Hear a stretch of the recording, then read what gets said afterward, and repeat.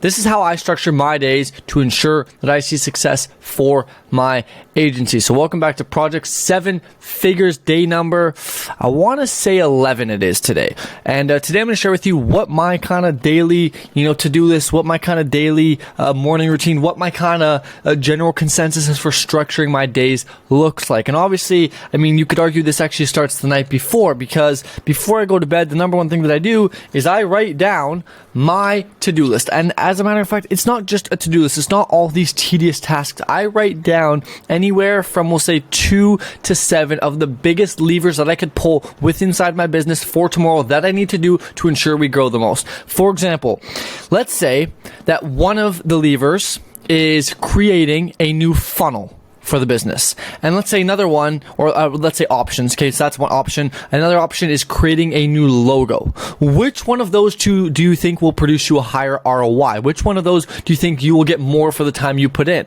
Well, I would hope that you all said, I hope you just said it there, the one where I am actually building out a new funnel, because that will yield me more of a result than making a new logo ever will. And so then we could assume that, okay, this has a higher ROI, this has more leverage in this activity. And so what I do is I look at I have a list in Notion of all the to-do lists I need to do, all the things I need to do eventually.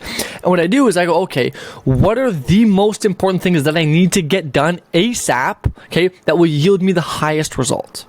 Okay, and based off of my answer to that is how I start writing out my to-do list. Now, granted, there's some things that you have to do that aren't high ROI. Let's say, for example, file your taxes. It's a very low ROI thing, but you have to do it. So in that case, it's one of those things where it's like you just got to suck it up and do it. Okay, it's not ideal, but it's like it is what it is. You got to figure it out, right? Like, let's say if you have to have a call with somebody or whatever the case may be, there's some things that you just have to do. Get it out of the way. Other than that, though, is during your day, during your time, right? And I'm going to get into how I actually think about this thought process. During your day, you want to do the things that actually give you the highest result, the highest ROI, the most leveraged activities you could possibly do, because that will ultimately allow you to grow more. Let's put it into an example, right? I'm Mr. Analogy Man. So let's say if you were sending 100 DMs a day, but that took away from all your time to actually work on the business to grow it. You were just working in the business. What you could do is you could use your time to find somebody to hire to send those messages for you, so you can now get all that time back so you could work on the business and grow it. So in that case, in that example, the highest ROI task is finding somebody to hire. Right, that is the highest ROI thing we could do, because as soon as we've done that, we've trained them, we get back so many more hours. And so right away, it doesn't technically get us anything, right? Like technically hiring somebody, as of like the moment we hire them, we don't get something back. Whereas, for example, if we cold called somebody, or if we jumped on a meeting, right, we would get something right away. But you got to think about the long term. You got to think about the long term effects of this, right? If you hire somebody, you can now get so much more time back, and you're so much more leverage as a person. So for that example, hiring somebody is the best thing you could do with your time.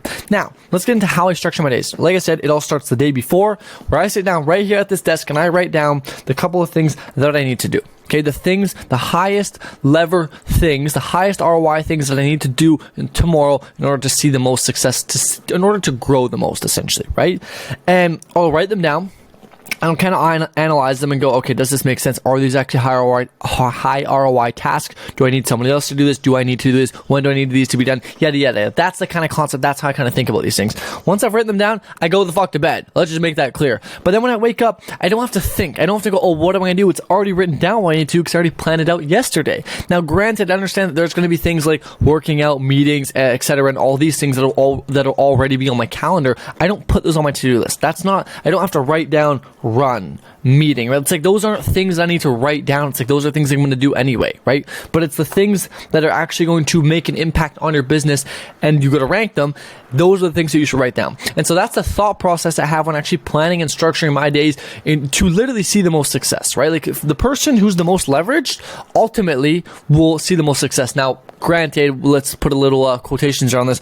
The person who's the most leverage and does the most volume, right? Because volume times leverage equals success. There you go. There's a new formula for you. Volume times leverage equals success, or equals growth rate. And so the more leverage you are and the more volume you do, the more you'll grow. You can't have one without the other, right? You can't have zero leverage but zero, like a bunch of leverage but no volume, because it's like, then what? All the leverage in the world doesn't matter if you can't do anything with it. Vice versa, all the volume in the world, no leverage is good. At least it's something. It's better than having all the leverage and no volume, but it's not ideal, because it's like, then we're just getting one-to-one finite inputs, right? It's like you send one message, you get one meeting.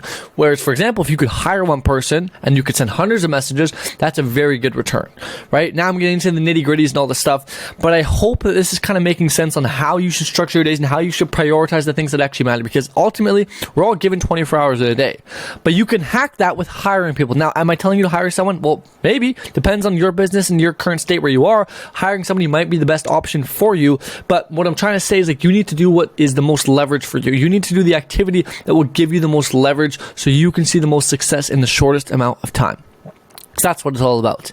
Now, I could probably sit here for the next 4 hours and tell you that you need to do the leverage activities and that you need to do this and you need to do that, but no one fucking likes being told what to do. Nobody likes that. So what I hope is that me sharing with you, okay, my kind of thought process and how I go about structuring my days and how I go about planning and all this stuff has inspired you in some way, shape, or form to start focusing on the things that actually matter and the things that will get you results, and not focusing on the stupid shit like making a new logo or a website or changing your name, yada, yada, yada, all the dumb stuff that does not matter. That's my goal. Other than that, like I said, I could probably stay for the next 2 hours and keep sharing this story over and over and over with you again to drill it in your mind, and maybe YouTube will like me better because I have a longer video, so more watch time. Who knows? I'm not going to do that. Okay? Because you and I both need to get back to work. We both need to get back to the drawing board. We both need to get back to the lab and start putting in the honest work, because ultimately your business will never grow if you don't do the work. And so therefore, sitting here on YouTube is great. And if you're watching my videos, it's obviously amazing, right? And it's okay. Bias aside, I like to think it's a smart choice, because I don't like to post content that I wouldn't be proud of. So I genuinely think that when I post content, it's at least of some value. But other than that, sitting on YouTube isn't going to grow your business. Like, practically speaking, you sitting on YouTube will not grow your business. And so I urge you to get off YouTube and go do something. Go be the main character of your life. Go make something of it. Okay, if you were 50 years in the future, watching yourself back right now, would you be proud of what you're doing? When I think about that, I say yes. And I hope you can say the same. And if not, let's strive to get there, because we can all make it there. Other than that, I will catch you all next time. We're going to have some fucking sick videos coming soon. Okay, like some super, super cool videos. We're going to do some vlogs. We're going to talk about a bit about Growth Partner, a bit about PGP, and a bunch of other things that I'm going to share with you. Also, how to make your prospects to show up to calls is going to come soon. All this stuff is going to come, and we're going to have an amazing, amazing videos coming soon. So stay tuned. You guys are the best. I'll talk to y'all later. Peace.